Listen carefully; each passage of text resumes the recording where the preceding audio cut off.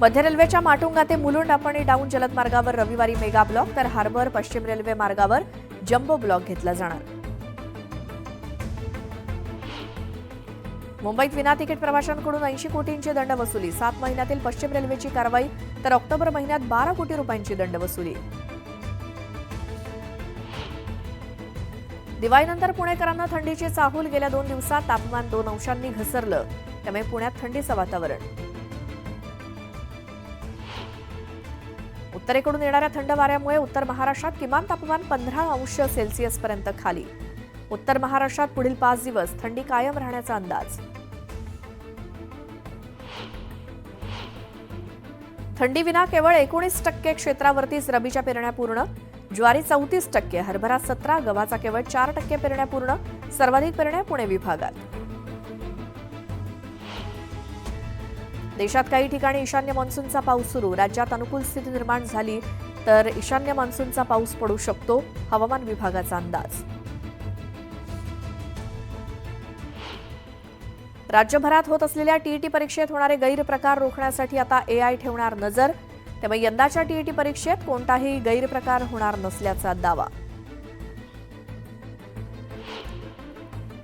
वाढत्या इन्फ्लुएन्झापासून बचावासाठी SH24 लस देण्याचे केंद्रीय आरोग्य मंत्रालयाचे निर्देश। या लसीमुळे 4 प्रकारच्या इन्फ्लुएन्झापासून संरक्षण। निवडणुकीच्या पार्श्वभूमीवर राज्य उत्पादन शुल्क विभागाकडून पश्चिम आणि पूर्व उपनगरात अवैध मद्य वाहतुकीबाबत 226 गुन्हे दाखल तर 227 जणांना अटक। देशातील साखर उद्योग आर्थिक संकटात। आर्थिक संकटातून साखर उद्योगाला बाहेर काढण्यासाठी केंद्र सरकारनं तातडीनं पावलं उचलावीत, राष्ट्रीय सहकारी साखर कारखाना महासंघाची मागणी।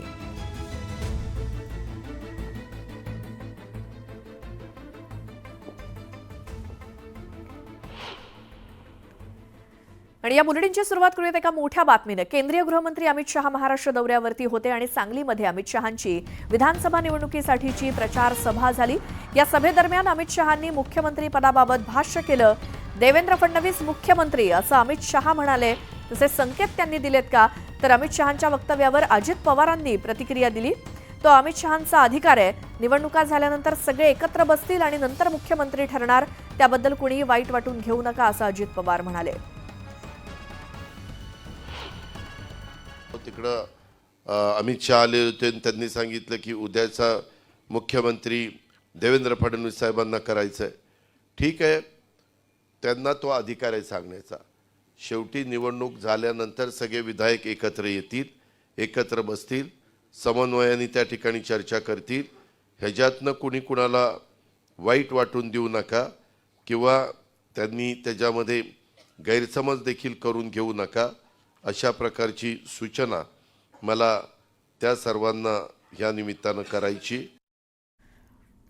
कोकणातील कुडाळ मालवण मतदारसंघामध्ये ठाकरेंच्या पक्षाचे उमेदवार वैभव नाईक आणि शिवसेनेचे उमेदवार निलेश राणे यांच्यामध्ये लढत होते। निलेश राणे यांच्यासाठी नारायण राणेंनी सभा घेतली आणि या सभेतून त्यांनी उद्धव ठाकरेंवरती निशाणा साधला, तर आदित्य ठाकरेंनी सुद्धा राणेंच्या टीकेला उत्तर दिलं।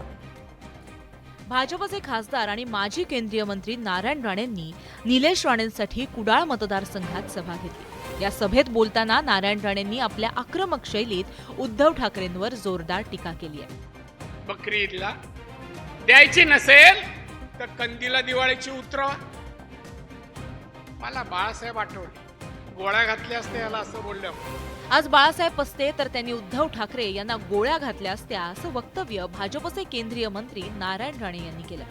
आदित्य ठाकरेंनी राणेंच्या या टीकेला जोरदार उत्तर दिलंय। ईशा यांच्या हे आता समोर येते, या घाणीला आम्ही कधी ह्याच्यावर बोलत नाही, पण गेले 20 वर्ष ह्यांना पगार मिळायचा आमच्यावर टीका करायला, शिवी द्यायला, पण उद्धव साहेबांना गोळे घाला एवढं बोलणं हे निंदनीय आणि एका जबाबदार नेत्यांनी बेजबाबदार आता झालेले आहेत। नारायण राणे आणि उद्धव ठाकरेंमधील राजकीय मतभेद सर्वश्रुत आहेत। आता निवडणुकीच्या या निमित्तानं दोन्ही बाजूंकडून शाब्दिक वार पलटवार सध्या सुरू झाले। पंतप्रधान नरेंद्र मोदींनी धुळ्यातल्या पहिल्याच सभेमध्ये महाविकास आघाडीवर जोरदार हल्लाबोल केला आणि महाविकास आघाडीत सुरू असलेल्या गदारोळावरून मोदींनी मार्मिक टिप्पणी केली, त्यामुळे महाविकास आघाडीच्या नेत्यांकडून पलटवार करण्यात आला। धुळ्यातील सभेतून नरेंद्र मोदींनी प्रचाराचा श्रीगणेशा केला. महायुतीच्या काळात झालेला विकास आणि मराठीला अभिजात भाषेचा मिळालेला दर्जा हे दोन्ही मुद्दे त्यांनी प्रकर्षानं उपस्थित केले. महायुती सरकार महिला सशक्तीकरणासाठी जी पावलं उचलत आहे ती विरोधकांना सहन होत नसल्याचा आरोप मोदींनी केला. पंतप्रधानांनी केलेल्या टीकेला महाविकास आघाडीच्या नेत्यांनी मात्र चोख प्रत्युत्तर दिले.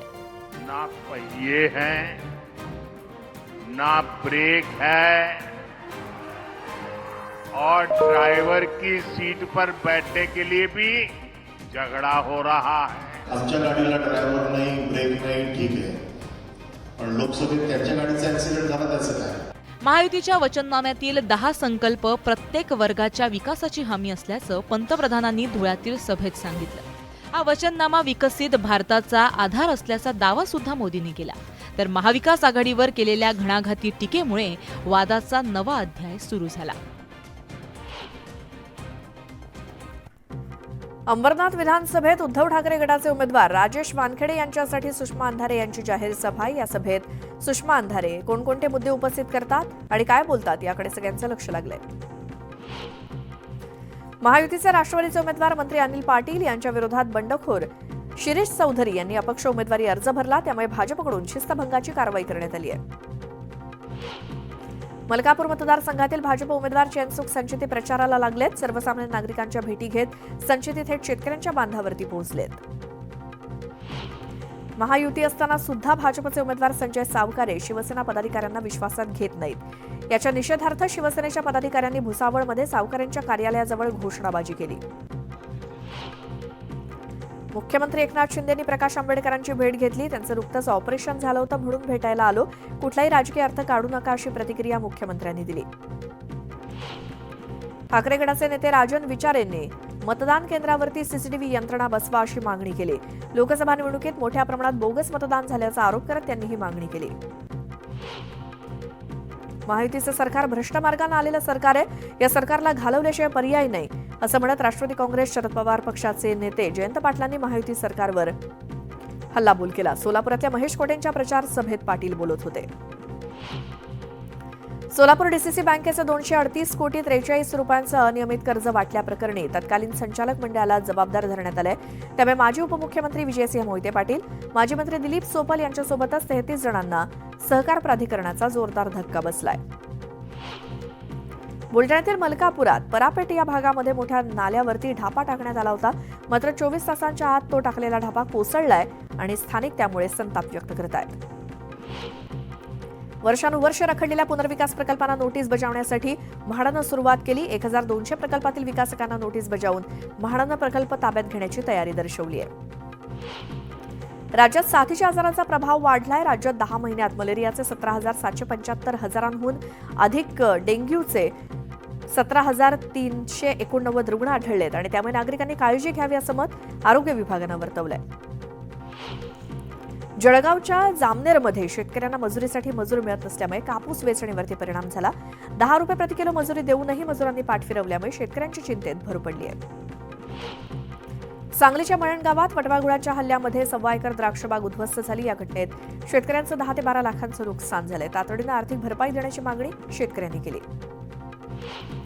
उत्तरेकडून येणाऱ्या थंड वाऱ्यामुळे उत्तर महाराष्ट्रामध्ये किमान तापमान 15 सेल्सिअस पर्यंत खाली आलंय.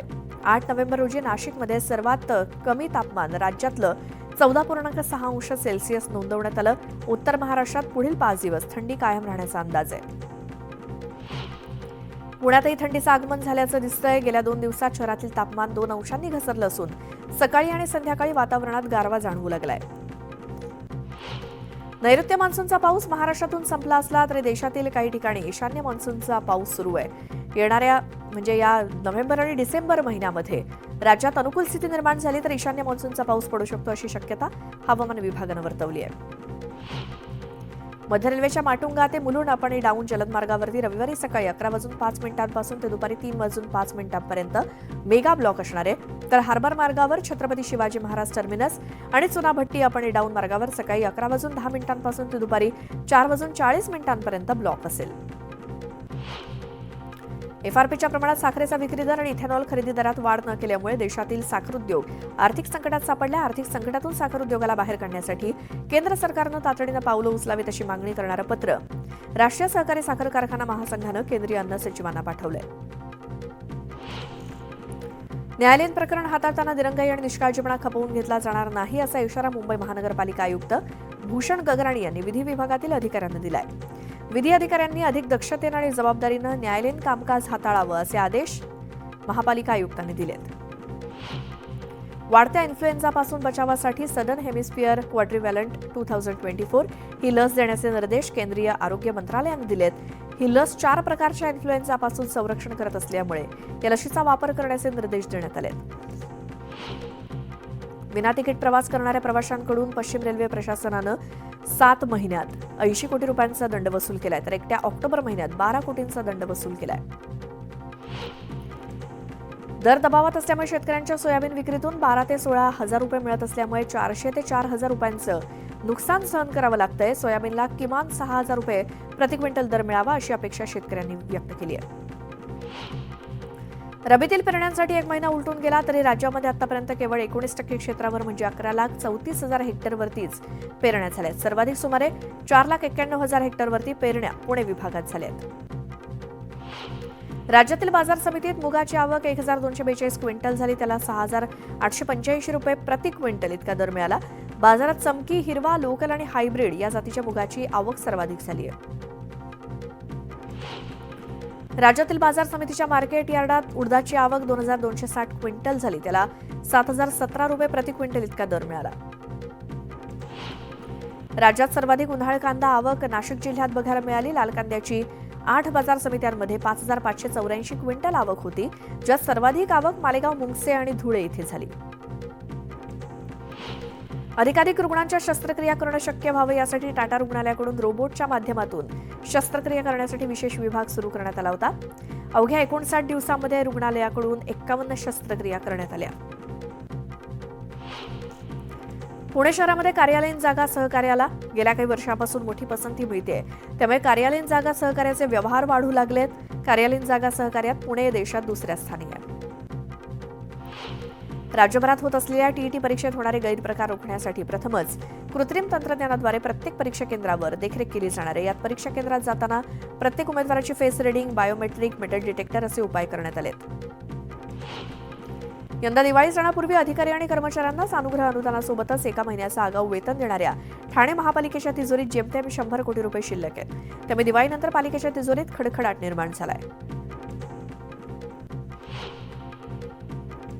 इथे एक छोटासा ब्रेक घेऊन आपण लगेच परत येऊया. तुम्ही पाहत राहा न्यूज 18 लोकमत.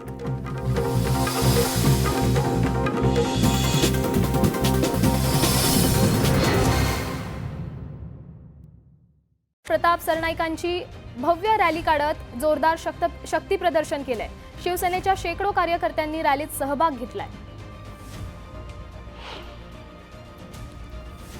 आपण मुख्यमंत्री पदाच्या शर्यतीत नसल्याचं वक्तव्य अजित पवारांनी केलं होतं. दरम्यान आमच्या पक्षानं महायुतीचा धर्म पाळण्याचं काम केल्याची प्रतिक्रिया राष्ट्रवादीचे नेते प्रफुल्ल पटेलांनी दिली आहे. भांडणं होऊ नये यासाठी युती धर्म पाळण्याचंही पटेलांनी म्हटलंय.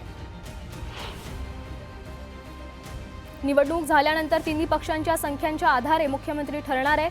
सद्यस्थितीत एकनाथ शिंदेंच्या नेतृत्वात पुढे जाण्याचं ठरलं असल्याची प्रतिक्रिया राष्ट्रवादी काँग्रेसचे नेते प्रफुल्ल पटेलांनी दिली आहे. वर्ध्याच्या हिंगणघाटमध्ये मवियाचे उमेदवार अतुल वांदिलेंच्या प्रचारार्थ शरद पवारांनी सभेला संबोधित केलंय. केंद्र सरकारनं शेतकऱ्यांना देशोधडीला लावण्याचं काम केलं असं म्हणत पवारांनी केंद्र सरकारवर निशाणा साधलाय.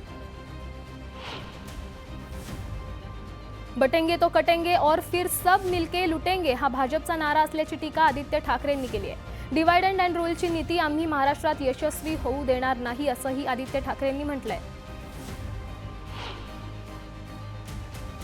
बेलापूरच्या महायुतीच्या उमेदवार मंदा म्हात्रेंनी निवडणुकीच्या प्रचारासाठी नवा फंडा वापरलाय.